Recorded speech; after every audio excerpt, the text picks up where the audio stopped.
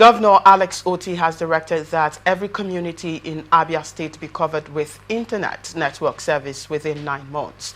The governor gave the directive while launching the Abia State dedicated internet access wide area and managed network project to support digital governance in the state. Otti said that the project is aimed at improving governance deliverables by empowering civil servants to do their jobs in a result-oriented way. The governor, who titled his speech, "The Digital Transformation Journey Begins," challenged Abia workers to enter the world of technology or risk being left behind. In the future, certain levels of efficiency with the use of relevant technology shall now be required as a necessary condition for exposure to new opportunities and promotions in the civil service, while the state will avail its employees all the right support to scale their IT systems knowledge. It is incumbent on everyone to appreciate that the old era of operational inefficiency is gone for good. Otti emphasized in his speech, the state head of service, Mr. Benson Ojekere, thanked the governor for giving unprecedented attention to civil servants. He promised to reciprocate the gesture with higher productivity. Well, Mankitanen, this is, you agree with me that this is a good development right there in Abia State. Let me get your take as regards to this development in Abia State. Fantastic, Right. fantastic. You know, I grew up in the village. Yeah, I used to jokingly tell my friends who didn't have that privilege that back in the days, if your mother calls you 3 times and she asks you, how many times did I call you? And you know it's calculatively 3 times. Don't kneel because something is awaiting you. Okay. So I say it in a positive sense by saying fantastic. Congratulations to Otti. Otti is my man. I can tell you, he is one person from former Eastern region, right? That has caught the concept of the political calculus of Nigeria. Right. Do you understand it? If you check the step that Otti is taking in Abia State, you will never hear him mention Federal Road. Okay. Right? This is somebody who is in touch with the reality. He is ready to disarm the federal government in the economic war they are waging against the former Eastern region. He's determined to make that distinction. Because, see, let me say this to you. The current realities on the ground, it does not matter where you are located. Location is not material. All right. Now, for me, as a calligrapher, I can interact across the globe, irrespective of distance. Okay. I do my work, I post it on the net, and you get compliments from different parts of the world, even where you are very sure you will never reach you pass on. So this is what digitalization has come to do. And look at it. You see where Otti is targeting? He's targeting remote working. Right? All right. So you, like I used to tell your colleague here that an agri expert can see a day-old chick and will call your attention. You see that chick there? Yes, the one to the left that is battling to stand on its leg. That's a cockerel. I may wonder, how do you know? That is his field. He has seen indicators. He has seen signs. Globally. That's why when there's this story of the president is jetting out with his son to go and look for investors, I laugh. Every right-thinking person will laugh as such. It is completely laughable. Because global realities, you attract investors by your actions. Okay. Right? Now, if there is blood in the ocean, it attracts shark. You don't need to ring bell for sharks to show. Shark will pick the signal, the smell of the blood, and will show up at that part of the ocean. That is the same way. Now, you will notice that I usually call Otti the creative revolutionary. All right. That's how I called him. So I commend him so much. In the shortest time, you have what happened between him and the aviation minister. When the aviation minister called him a prodigal son. And my reaction was that, or my response was that, when Otti is done with Abia State, Kiamu, who is my professional colleague, will know that Otti actually knew where he was going. And in fact, the airport that is building there is going to be digital. I have not been to Area, but I'm told that if you get to Area now, presently, if you were there a few years ago, you will be completely thrown off balance as per the reality on the ground. Not the kind of thing we're having here that people are building shop and building a market and locking it up and use it for political gaming. All right. No. So I commend him, and I want to say that everybody, those civil servants, they should embrace their children. Their children will teach them, right?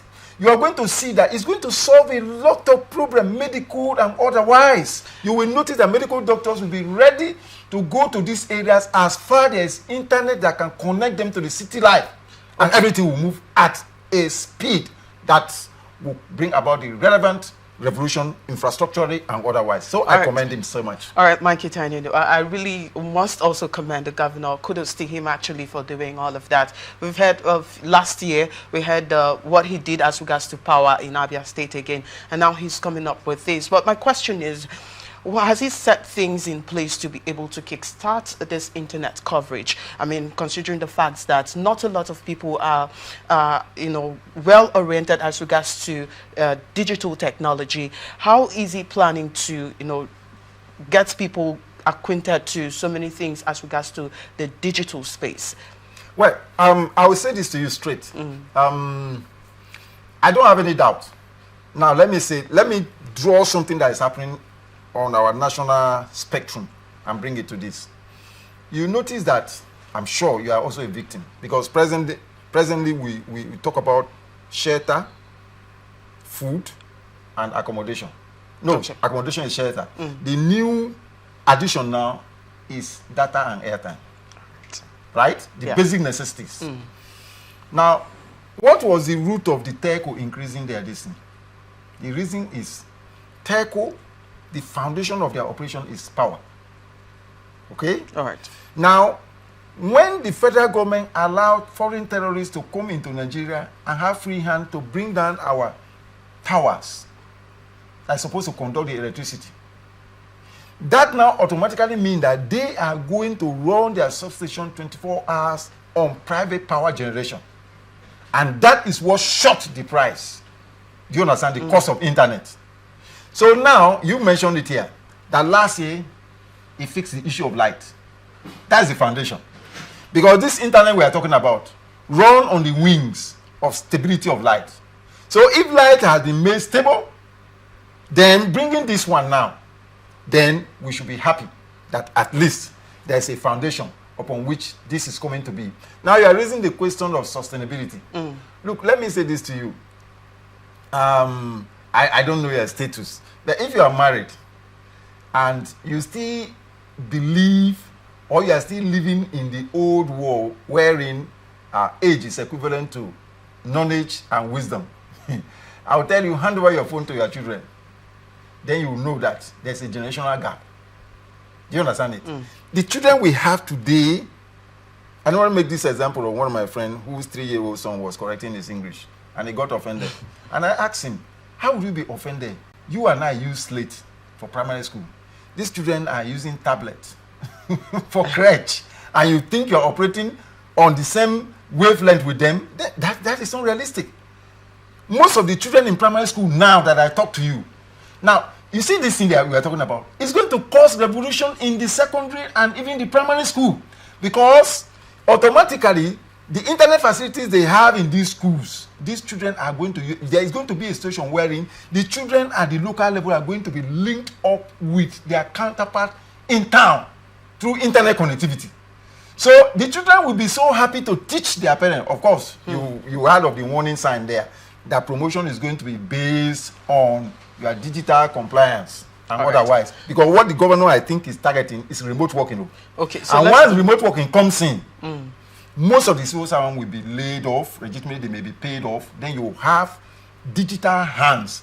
One person can handle the work that 5 persons will be able to handle. So I think with the light stability on ground already, I think he has laid the foundation and things are going to work. All right, so let's take a look at civil servants now, because you also made mention of civil servants here, that this is going to benefit the civil servants Yes. in one ways. So how, how easy would it be for the civil servants to be able to adopt this modern technology and the internet stuff, as it were?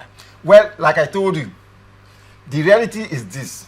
Like I give you a practical example.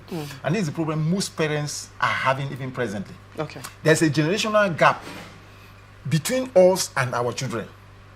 And every parent who is not ready to embark on learning and relearning will be in a very serious trouble. So all that the civil servant needs to do presently, for those of them who had not embraced the internet, they are better done that. They should go for training, and I'm sure the government is even going to set up platform wherein you have young people that are going to take up these people. For those who mind is ready to learn. Okay. I use that word and I emphasize learning. If you are not ready to learn, then forget about it. And most of those civil servants, I want to believe that the governor will set up a platform for them wherein they can retire voluntarily, and then they'll bring in new set of people that I will call it digital hands that will be able to drive things, because you can't expect 100% compliant. Well, before we move on to our next series, well, just this last question, Mike Kitanen. What happens, I mean, we've seen all that the governor has done in Abia State, and it's been a plausible, right? But does this send a message to other governors? I mean, do they have to borrow a leaf from what he's doing so far? In fact, you notice that the governor of Rivers State, I don't want to use the word suspended because he must come back. No, he's suspended already. Yes, I don't want to suspended. I don't want to use it, and I'm not using it deliberately. From my own professional angle, do you understand? All right. Right. They can use whatever. I don't want to dive into the issue of Rivers State. But there was one thing that was very unique when the governor was here. The first project he commissioned, he invited Otti. Right? That was a road that cut across Eleme local government. He brought in Otti. And Otti did promise him that he was going to retaliate. Unfortunately. Now, you notice that, do you see Rivers State? Rivers State is the only state that has the capacity to override or compete and overtake Lagos. Do you understand me? And what most people here do not understand, they don't understand what I call the political calculus of Nigeria. The purpose of all this wrangling you are having, unfortunately, they are dancing over the intelligence of some of our so-called politicians here, giving them promises that are not realistic, because the greatest asset is the people. Now, what they are trying to do is to shut down Rivers State and shift development to Lagos, and they don't understand it. I told the government that's been alleged. You've been alleging, right? I have facts to support it. All right. You know we have the biggest seaport here? Until when we have the facts. You know we have the biggest seaport here? Until when we have the facts. These are your thoughts. Yes. You're alleging. Do you know the biggest seaport is here? One of the biggest seaports. They will not open it. Okay. Do you know we have Calabar Seaport? They will not open it. Do you see this road from Element Junction to Trailer Park?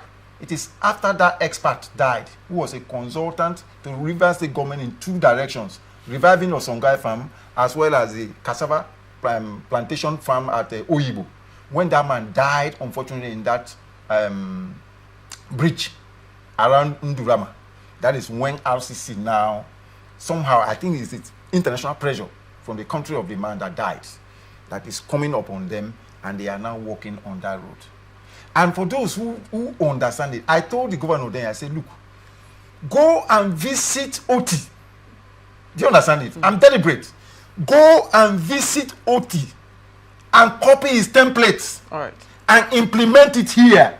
Thank God that we are next door neighbor. Okay. Right? Right? As Otti is bringing that highway, it's ending at Imo River. Right. Do you understand? River State is supposed to pick it up from there.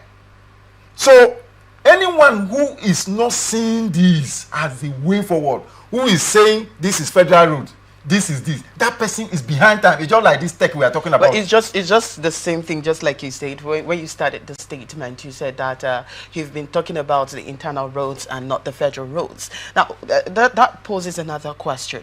Why is he more concerned about the state roads and not the federal roads? I mean, would it be out of place for the governor to also take a look at federal roads in Abia State as well? Oh, perhaps you didn't get it right. All right, let me get where I'm coming from is this. All right. Otti is consuming everything. You will hear him mention federal. Okay. He's doing every road together because he knows that internationally they are not interested. Investors are not interested in asking, have you done federal road? Have you done state roads? They are interested in seeing the infrastructure that will meet up the standard that will bring them here. And that's why we've been hearing of foreign investors, foreign direct investors coming to Abia State to visit, to see what is on the ground. All right, so every road that was formerly designated federal road, he has consumed all of them in terms of fixing them together. Okay,